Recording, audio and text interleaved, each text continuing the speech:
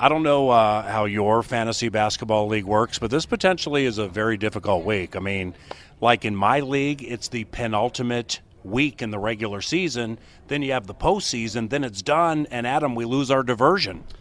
Paul, I am already lamenting the end of the fantasy basketball season. In fact, the first week of my playoffs coincides with the first week of free agency.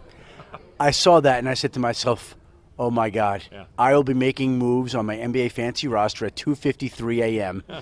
to avoid having it interfere with my work, because there's no way that I will relinquish my obligation and responsibilities to my NBA fantasy team. Yeah. No way. The job, that's secondary compared to me winning my second straight NBA fantasy ESPN basketball championship. I mean, I have my priorities in order, Paul. Now, it is winning. It is repeating. Now, you were sideline analyst for that Wolves upset over the Houston Rockets right in front of the All-Star break.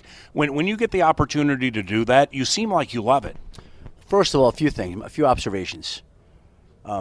Ryan Saunders is an impressive guy. I like him, and I hope they make him the full-time head coach. And as popular as that name is in your area, I don't know why they wouldn't. Number two, Cat, class act. Yeah. Now, I know there's some conversation about him leaving. Do we think that's true or not? I don't think it's true. Okay, well, after the game, they win the game, and I'm doing my ESPN interview with him on the court after the game as the start of the game, even though Josh Okogie was unbelievable that night with the best block shot of the whole season, and he better than Jared Allen's block shots. And I go to talk to Kat, and he answered a few questions. Polite, gracious, generous, nice. Yeah. Get done, thank him, and he gives my daughter a hug, who was with me, and he said, "Take care, beautiful." Like, it was pretty cool. It was pretty cool. My football guys here are going to freak out if I continue with fantasy basketball. No. We're not talking. We're talking about we're doing football. Likewise for the audience. So here's my last one, and it's very controversial. Joakim Noah, Memphis Grizzlies. Do we think it's real, and can we use it through the fantasy playoffs? It's Joakim Noah. Over the last 3 weeks, he is a top 50 player in 9 categories. Mm-hmm. And he has come back lighter, leaner, meaner, and the numbers are off the charts. Yes. He's got a field goal percentage of over 50%. Mm-hmm.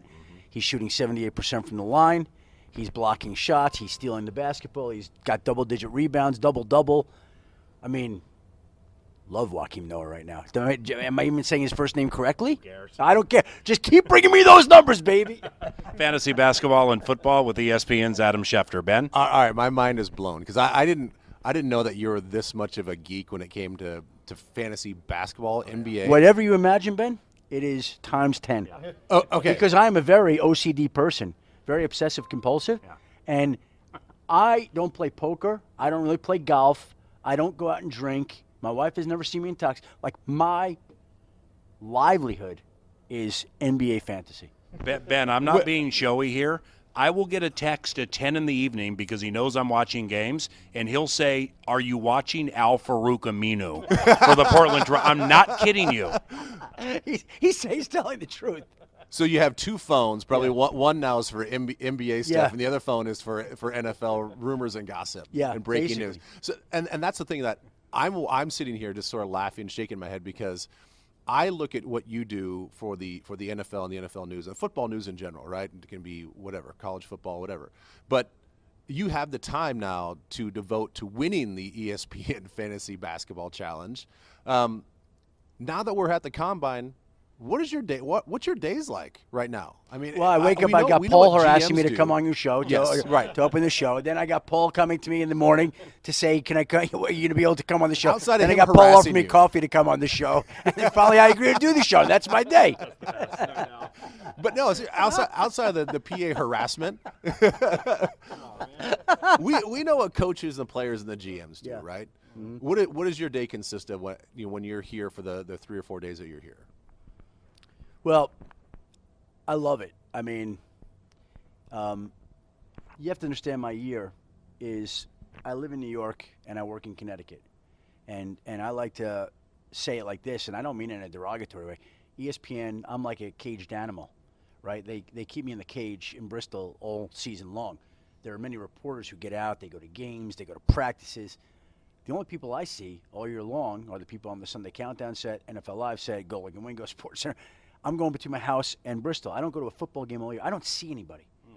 So when I come here, it's like, honestly, I can't walk 20 yards without bumping into somebody else that I have known. Like, this is my 26th combine, I believe. 25th or 26th combine. I've been coming to the league since 1990. So we're coming up on 30 years. Wow. So there are a lot of relationships that you develop over time, and I don't get to see these people because I'm locked up in the cage.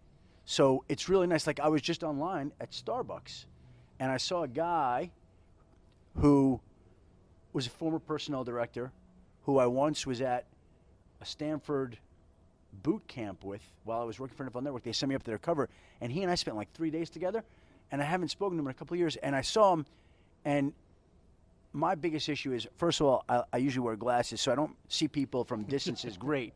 So they're like, Adam, and it's hard to quickly identify somebody, particularly when you haven't seen them in years. And so I just hope that I don't miss somebody like last year. We're not far from where we were, and some guy said hello, and I'm not even going to say the name, but it was a coach. It was a well-known coach, and I'm sitting down talking to him, and I'm tiptoeing through the interview very gingerly, thinking, who the hell is this? Who is this? I swear to God. And the guy had gained a lot of weight. And so I'm looking at him, and then about 8 minutes in, I'm like, oh, wait, is this? Oh, he's a head coach. He's a head coach. Oh, my God. And I didn't even know him. Like, it took me a few minutes. Again, it was very weird. So my goal this week is to see old relationships, revisit old relationships, collect as much information as I can, and not embarrass myself by not recognizing somebody, which I repeatedly do. George? I got a couple of combine topics for you, or draft topics for you.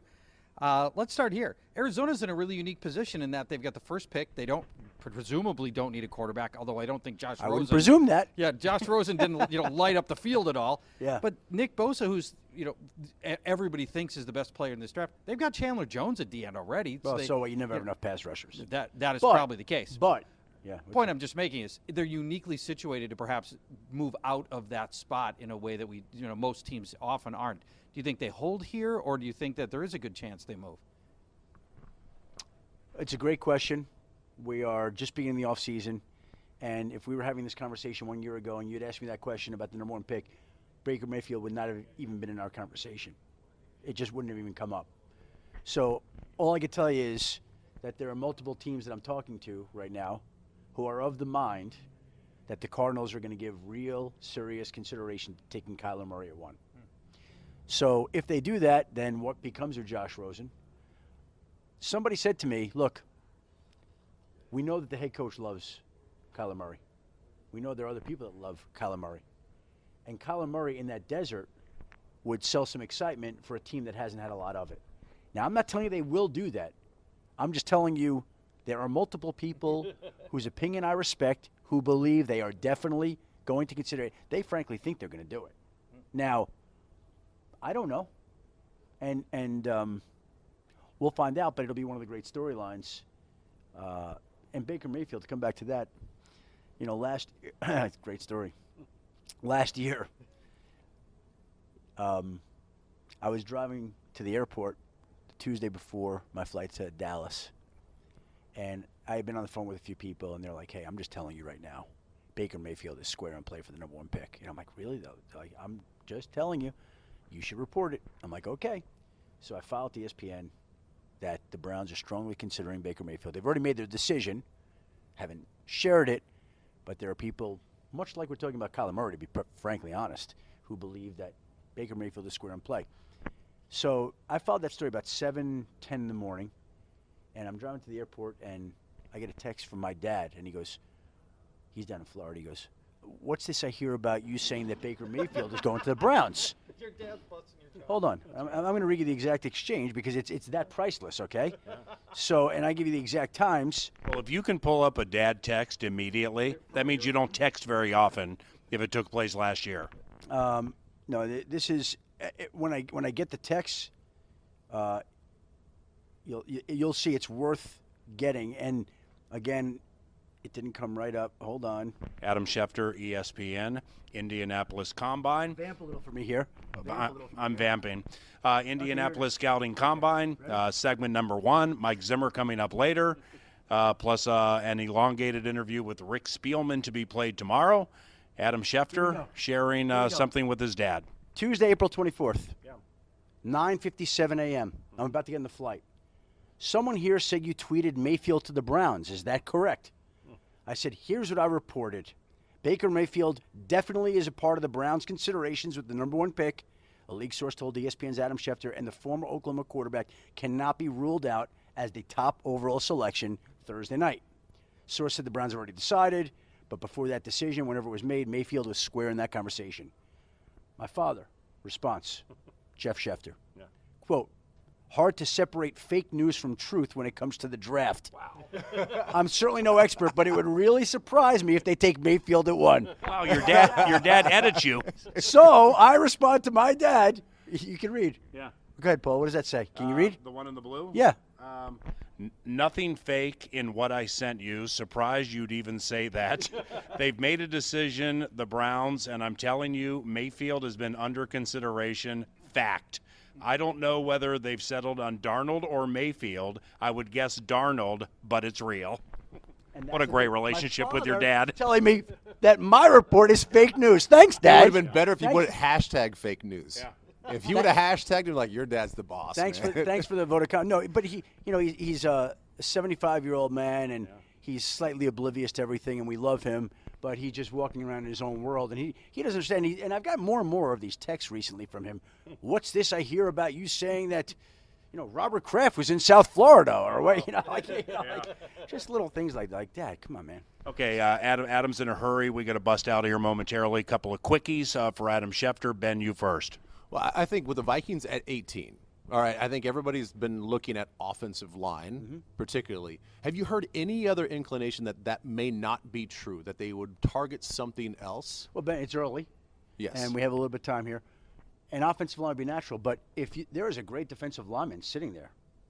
When their turn rolls around, that's tough to pass up. And what if there's another Ben Lieber there also? You can get him in the 3rd. Well, okay, but again, I think it's a mistake to basically anoint a position going to a team when you don't know who's going to be there at 18. You just don't know that. So if the quality of this draft is in the defensive line, and all of a sudden one of these stud defensive linemen that's projected to go in the top 10 falls to 18, like last year the Chargers were at 17 or 18, and Derwin James went to them. Yeah. And if we were having this conversation again, we would not have said Derwin James, but he was there, and I don't know if they were looking for a safety. They were looking for other positions, but he happened to be there, so he can't pass on a top 10 pick. So it's hard to answer 18 today as we get ready for the draft. Charge. 6 is a little bit easier to figure out.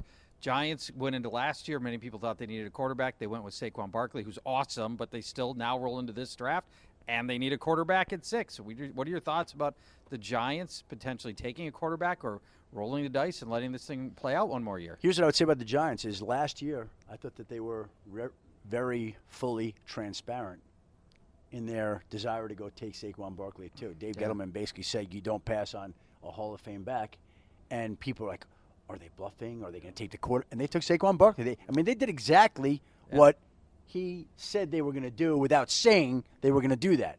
And now he's talking about how the Kansas City Chiefs model at quarterback works really well. We want Eli back, and the model in Kansas City is they had Alex Smith. They drafted Patrick Mahomes. They put Mahomes on the bench for a year. They let him grow, took his time, and see what happened. So to me, I think it's the exact same thing as last year, and he's basically saying, if Dwayne Haskins is there, we're taking Dwayne Haskins. I think it's the same thing over and over again.